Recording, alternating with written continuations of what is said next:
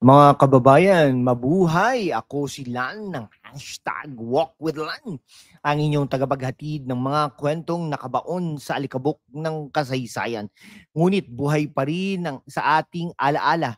Ngayon sa episode na ito ng #WalkWithLan, ibubunyog natin ang totoong kwento sa pagpapatumba kay Doña Aurora Quezon, ang unang tunay na First Lady ng Pilipinas na hindi alam ng marami.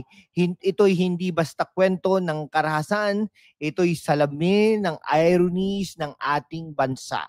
Isang babaeng nagbibigay buhay sa mahirap, pinatay ng mga nag-aakalang silang tagapagligtas ng mahirap.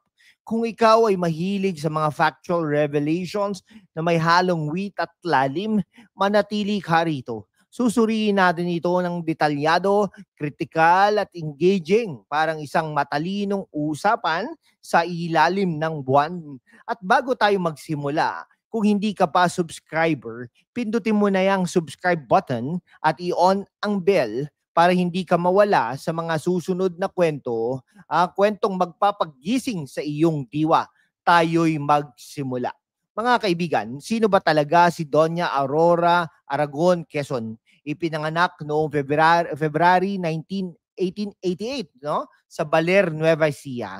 Isang simpleng dalaga na nawalan ng ama sa revolusyon dahil sa hinalang miyembro ng katipunan. Factual ito mula sa kanyang buhay. Nag-aral siya sa Philippine Normal College, ngunit huminto dahil sa sakit. Noong 1980 pinakasalan niya ang pinsan si Manuel L. Quezon sa Hong Kong, isang pag-ibig na puno ng pagsubok dahil kilala si Quezon bilang libertine. Ngunit nananatili siyang tapat na asawa at ina sa 4 na anak, bagaman isa ang namatay sa murang edad. Bilang First Lady mula 1935 hanggang 1944, siya ay hindi basta tagasunod, siya ay aktivista. Nagtaguyod ng women's suffrage na natupad noong 1937.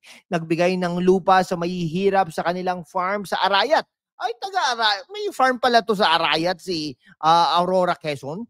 At nagtatag ng mga organisasyon tulad ng Girl Scouts, Asociación de Damas Filipinas, at White Cross Orphanage. Sa World War II, sumama siya sa koridor. Pagkatapos sa exile sa US, kung saan inalagaan niya si Quezon hanggang sa kanyang kamatayan sa tuberculosis noong 1944. Post-war, tumanggi siya sa pensyon para tulungan ang war widows. Naging unang chairperson ng Philippine National Red Cross noong 1947 at nakatanggap ng awards tulad ng Pro Ecclesia at Pontifex mula sa Pope. Ay, parang sinasabi niya, ako'y hindi reyna sa trono, ako'y reyna sa puso ng mahihirap. Ito'y nagpapakita ng kanyang egalitarian spirit. Mula sa kahirapan, tumaas siya ng walang pagiging elitista.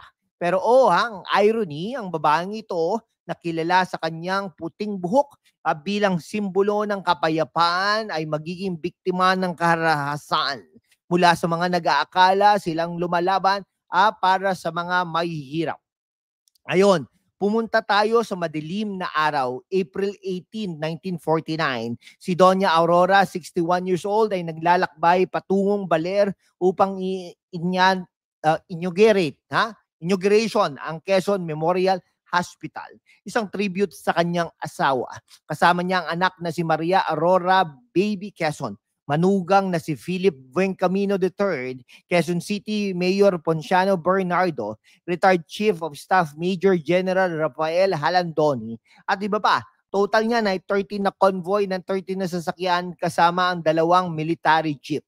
Okay, Factual mula sa timeline ni Manuel L. Quezon III. Bago umalis, binigyan ng babala si Doña Aurora tungkol sa presensya ng Hukbalahap. Hooks sa Central Luzon, ang communist guerrillas na lumalaban sa gobyerno. Ngunit sinabi niya, si Luis Taruc ay kilala ang aking puting buhok. Hindi niya ako sasaktan. Witty, di ba? Parang sinasabi ang buhok ko ay aking shield. Ngunit alas 5:30 ng umaga, umalis ang convoy mula Quezon City. Sa daan patungong Bungabong, Nueva Ecija, sa Baler, Bungabong Road, na siya mismo ang nag-inaugurate noong 1940.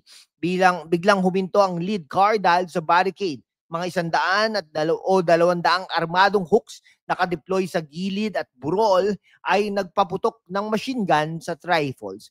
Si Mayor Bernardo ay lumabas. Sumigaw, "Huwag kayong magpaputok." Si Doña Aurora ito. Ngunit binaril siya. Instant death para kay Doña Aurora. Tama sa ulo. Baby, tama sa dibdib at bayoneted. Bernardo at iba pa. Si Bueng Cabino, mortally wounded, ay nagsulat ng hope in God sa dugo sa upuan habang nagdarasal ng rosaryo. Si Halandoni nabuhay matapos matamaan at magkunwaring patay. Hidden details na hindi alam ng marami. May premonition si baby. Panaginip na tinatawag siya ng ama. Si Doña Aurora ay may dala na old rosary mula sa ina na inakala niyang proteksyon. Pagkatapos ng putukan na tumagal ng 10 hanggang 15 minuto, niloot ang mga biktima.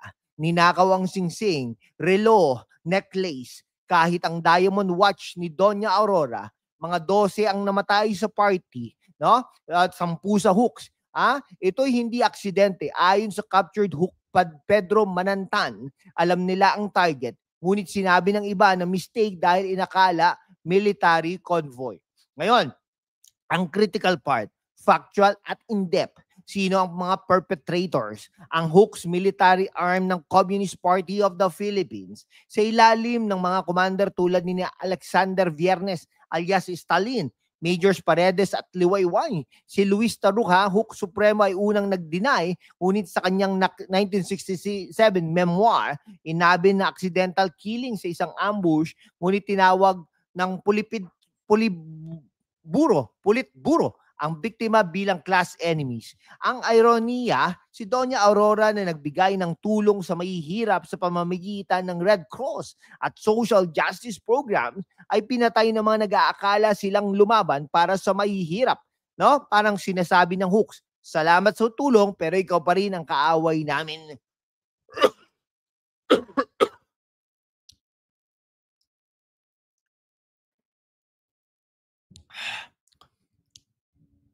Sa historical context ng Hook Rebellion, 1946 to 1954, ito'y nagiging turning point na wala ang public sympathy sa Hooks.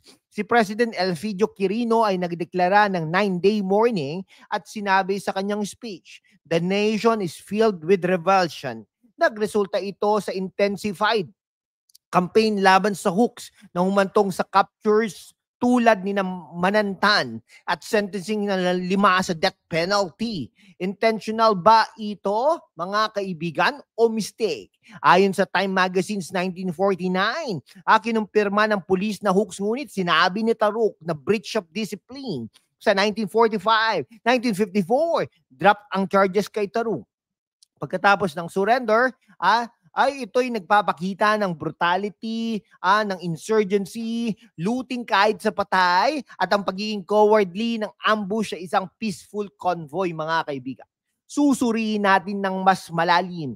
Ang event na ito ay nagpapakita ng geopolitical at social shift sa post-war Philippines. Si Doña Aurora ay naging simbolo ng kapayapaan na ang kanyang kamatayan ay nagbigay ng daan sa mas malakas na anti-communist stance. Sa kanyang buhay, nagbigay siya ng honorary doctorate sa awards. Sa kamatayan, naging dahilan ng pagkakahati-hati. Noong 2005, inilipat ang kanyang remains sa Quezon Memorial Shrine, attended by President Arroyo. Parang sine, no? Si Doña Aurora ang heroine na namatay sa climax, ngunit ang kanyang legacy ay buhay pa. Mula sa probinsyang Aurora hanggang sa mga paaralan, ito'y paalala na ang kasaysayan ay puno ng hindi alam ng detalye. Premonitions, blood messages at looted jewels na nagpapabago sa ating pagtingin sa nakaraan. Mga kababayan, salamat sa ilang mga minuto na sinamahan nyo ang inyong lingkod na sila ng #WalkWithLan ng mga ilang mga minuto na paglalakbay. Kung natuto ko na at na-entertain, i-like, i-share at i-subscribe na. I-on ang notification bell para sa mga susunod na episode. Ako si Lan ng #WalkWithLan. Paalam at ingat hashtag Aurora Quezon, hashtag tunay na kwento. Paalam at mabuhay ang Pilipinas!